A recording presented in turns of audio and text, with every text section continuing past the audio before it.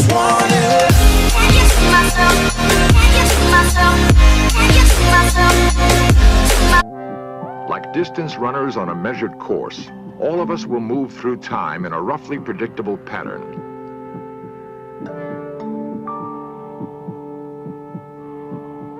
In the first stage of our lives, we develop and grow, reaching toward an ultimate peak of physical vitality.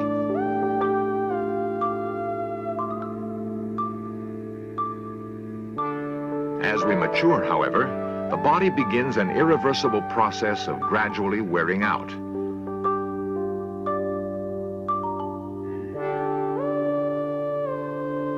A new awareness of physical fitness may help prolong our years of health and vigor. Yet nothing we do will work to halt the inevitable force of aging.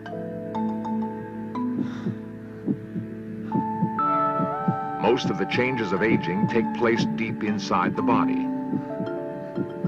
The lungs become less able to take in vital oxygen.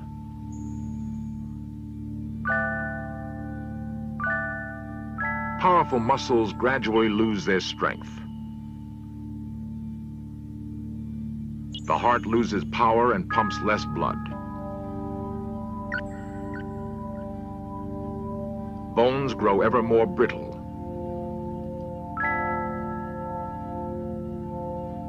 Valves and arteries begin to harden.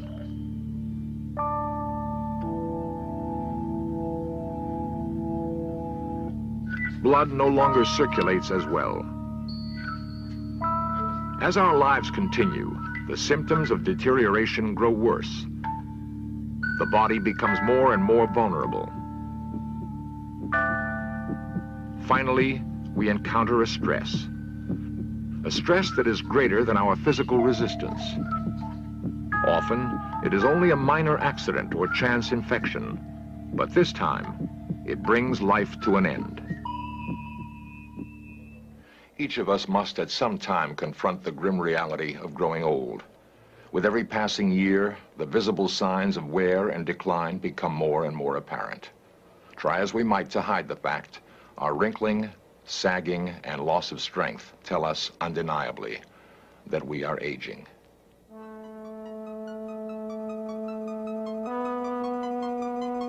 Since our earliest history, we have been obsessed with the idea of prolonging life and recapturing lost youth. We have endlessly searched for ways to vanquish the physical toll of passing time and a means to unlock the working secrets of the clock of aging that ticks inside us.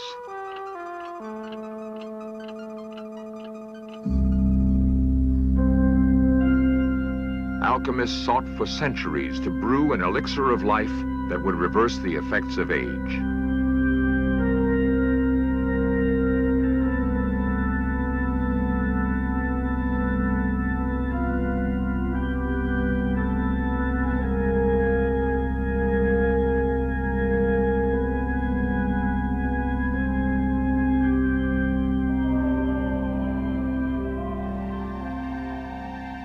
In 1919, a rejuvenation treatment was introduced by a Russian-born surgeon named Serge Voronov. Using the sex organs of chimpanzees, Voronov grafted their tissue into the bodies of aging men. Voronov claimed amazing results, and his therapy made him a millionaire. Yet the popular treatment met a sudden end when numerous patients became accidentally infected with syphilis from the chimps. Nevertheless, Voronov's work was a pioneering step in medicine.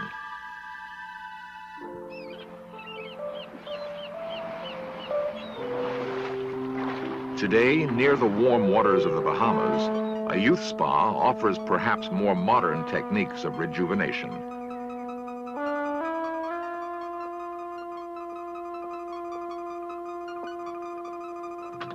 Dr. Elliot Goldwag is the spa's executive director. It is a place that he describes as being devoted to the study and application of revitalization therapies. Here, the often wealthy or famous clientele receive an array of treatments which the center's staff believes can reverse many effects of aging.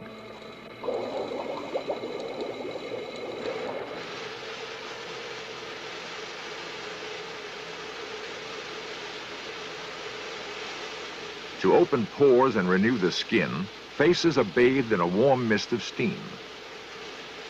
This is a general relaxation training procedure. Rest your arms beside you. Clients who and allow have your problems eyes to sleeping are close. taught techniques to induce relaxation. I feel the tightness going out of my chest.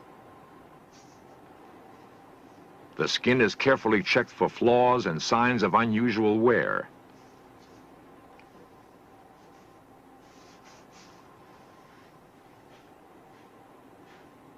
Regular cosmetic facials remove debris and other dead tissue from the skin.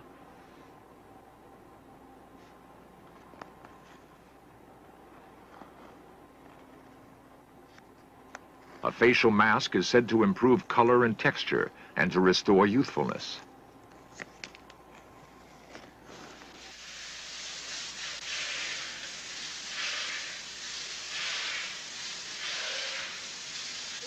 High-pressure sprays are used to stimulate the body, reportedly alerting and invigorating millions of tired cells.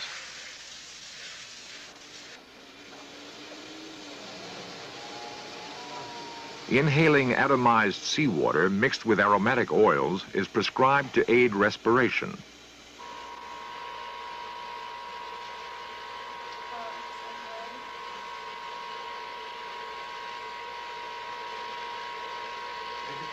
Regular massages are provided to relax and tone tight muscles and to stimulate circulation.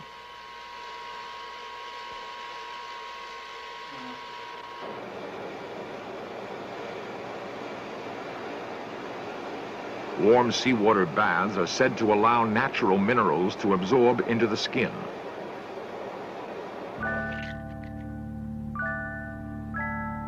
A day of revitalization is often ended with a live chicken embryo cocktail.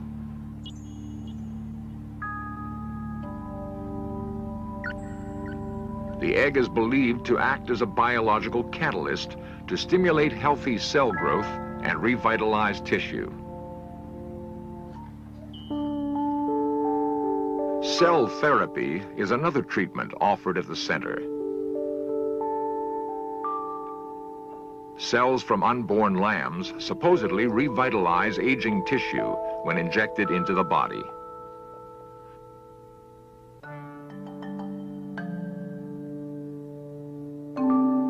Dr. Ivan Popov is the medical director of the Revitalization Center. You have two kinds of troubles, which we call premature aging. Some of them are irreversible. If you have intoxicated yourself and ruined your liver, very often it's practically impossible to correct it. But you have many reversible phenomena. And those reversible phenomena, by stimulating our own body to react, to fight against aging, we can't make anybody one day younger than they are. But we can make them function and look younger. Because the majority of the people does function and does look older than they should. And this is one of our aims, to put them in their right age. The magic elixir of life has not yet been found, but compelling new discoveries may be bringing us closer. In 1932, a classic experiment nearly doubled the lifespan of rats simply by cutting back drastically the calories in their diet. The reason for the effect was then unknown. Today, at the University of California at Berkeley, Dr. Paul Siegel has also greatly extended the normal lifetime of rats. The result was achieved through a special protein-restricted diet, which had a profound effect on the chemistry of the brain.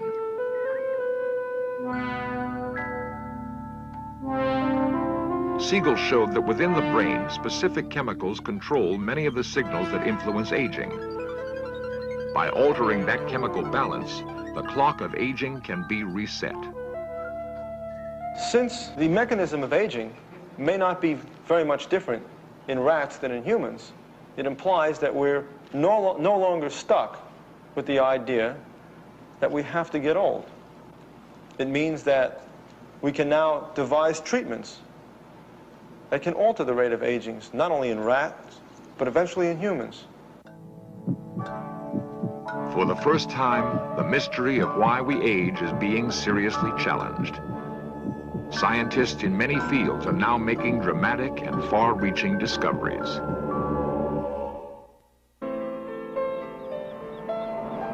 An average lifetime lasts 75 years, yet in each of us lies a potential for near immortality. If we could retain the vitality and resistance to disease that we have at age 20, we would live for 800 years.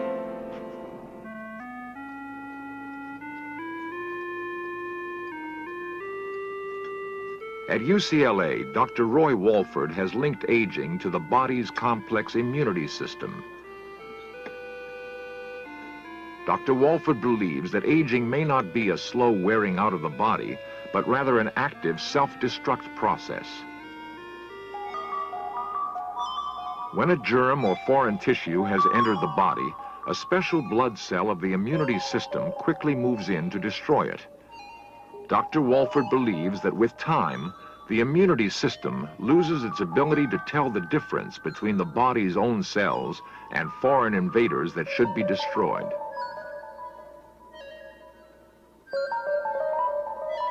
As the immune system becomes less able to distinguish self from non-self, the body slowly ages.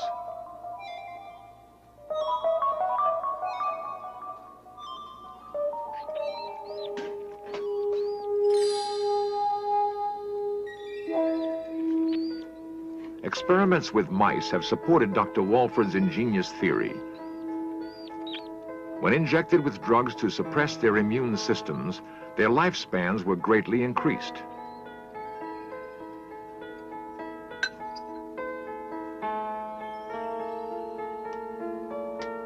Special experimental diets designed to affect the immunity system have also been shown to have dramatic effects on aging.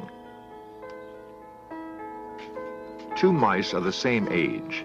A lifetime on a normal diet leaves one tumored and ready to die. The other, whose diet has been carefully controlled, still appears young and healthy. A new experiment in Dr. Walford's research involves a technique called parabiosis.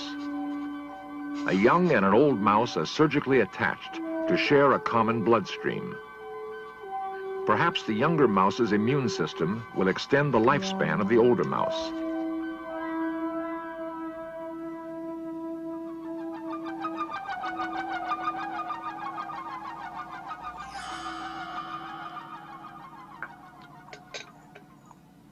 Dr. Leonard Hayflick, an eminent biologist working in aging research, has made a revolutionary discovery about the reasons we grow old.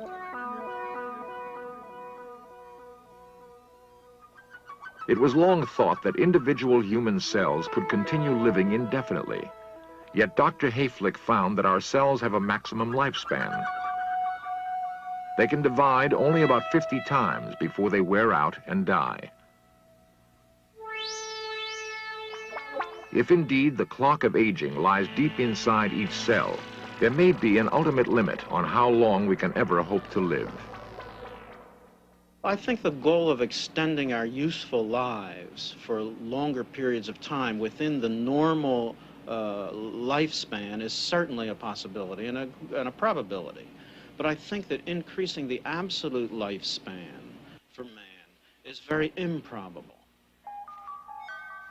Nevertheless, Dr. Hayflick continues his search, deeper into the mysteries of the living cell, probing for the secrets of why the body grows old. It's pointless to have as our goals in gerontological research increasing the length of time we spend on this planet simply for the sake of increasing the time. I think what is important to consider and what's essential to consider is how that time is spent. If we're to spend it with an additional 10 years of infirmities of old age, I don't think that's desirable. If we're to spend it with additional 10 years of vigor and activity, both physical and mental, then that is the kind of goal we should strive for. To understand the mechanisms of aging, to the extent that people will live a full and productive life until the stroke of midnight on their 100th birthday, at which time we would all drop dead. Today, even the finality of death does not necessarily mean an end to life. A technique called cryonics may offer a hope of immortality. A California cryonics facility is operated by Art Quaife. Cryonics is the science of low-temperature preservation of human life. Cryonic suspension is the freezing procedure by which we preserve patients after they've been pronounced dead in the hope that at some future date, medical science will be able to cure whatever they died of, repair the damage caused by the freezing procedure itself, and restore them to life. Now, in this capsule, we have two human patients, a 65-year-old man and a 75-year-old woman, both of whom died on the same day 3.5 years ago. Their families arranged to have them placed into cryonic suspension. They're being maintained at the temperature of liquid nitrogen, which is minus 320 degrees Fahrenheit. At this temperature, there's going to be virtually no change or deterioration or decay for literally eons. These patients are not immortal now. They won't be if and until we can restore them to life. I think that if indeed that does prove possible in the future, it'll be at a time when it'll be very likely that almost all the afflictions of man will be treatable, and people living at that time will have the expectation of living indefinitely into the future.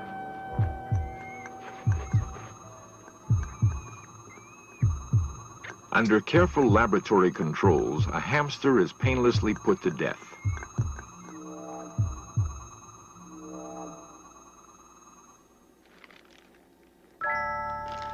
The animal is packed in ice, maintaining its body temperature at freezing level. It is completely lifeless. Its heart is motionless. Clinically dead for over 4 hours, the hamster's frozen body will now be allowed to gradually thaw.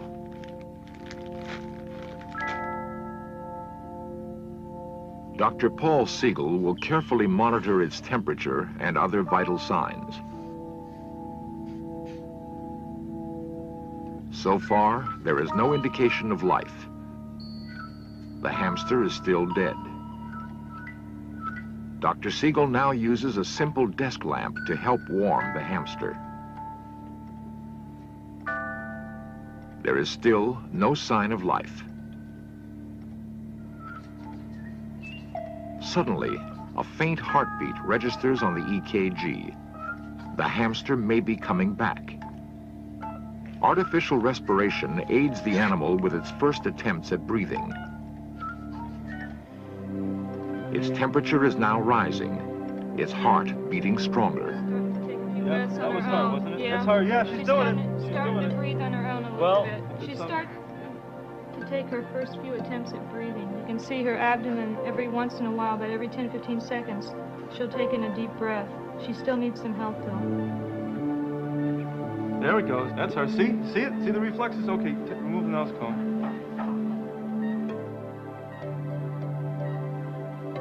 As the hamster returns to life, Dr. Siegel carefully watches its breathing and muscular reflexes.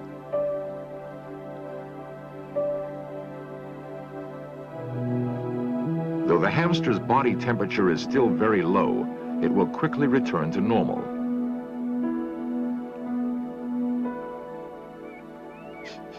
Soon, the hamster is almost completely recovered. For this particular animal, its amazing experimental voyage through death and back has already been taken 5 times.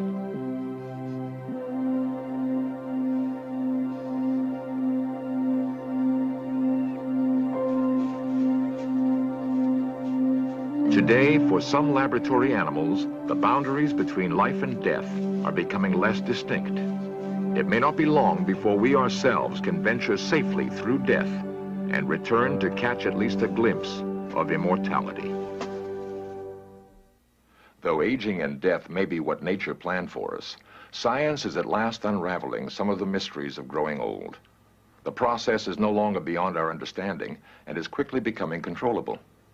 We may be on the way to realizing one of our fondest dreams, to live forever and never grow old.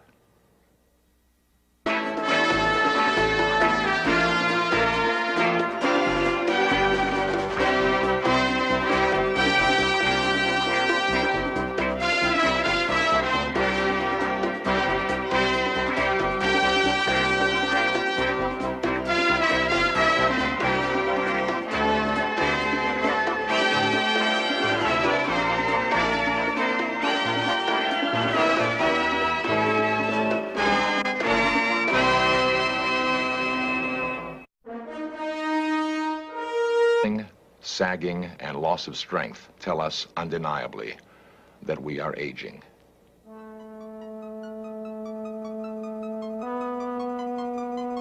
Since our earliest history, we have been obsessed with the idea of prolonging life and recapturing lost youth.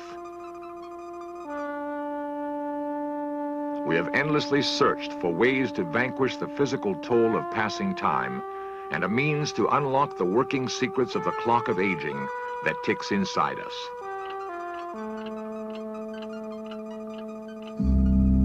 Worse, the body becomes more and more vulnerable.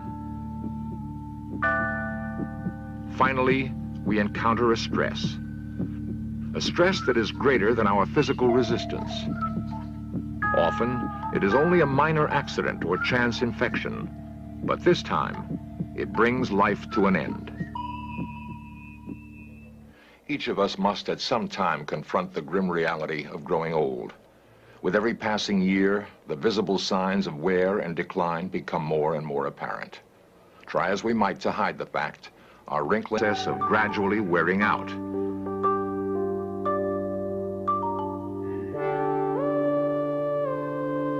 A new awareness of physical fitness may help prolong our years of health and vigor. Yet nothing we do will work to halt the inevitable force of aging.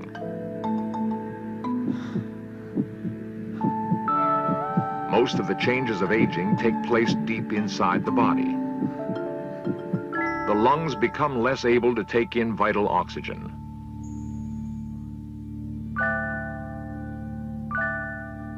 Powerful muscles gradually lose their strength. The heart loses power and pumps less blood. Bones grow ever more brittle.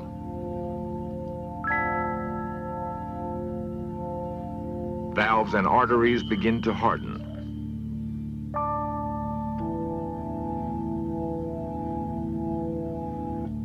Blood no longer circulates as well. As our lives continue, the symptoms of deterioration grow worse. I just wanna. Can you see myself? Can you see myself? Can you see myself? Like distance runners on a measured course, all of us will move through time in a roughly predictable pattern.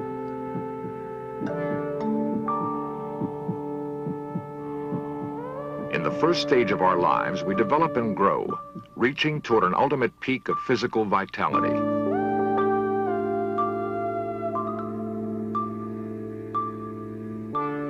As we mature, however, the body begins an irreversible process.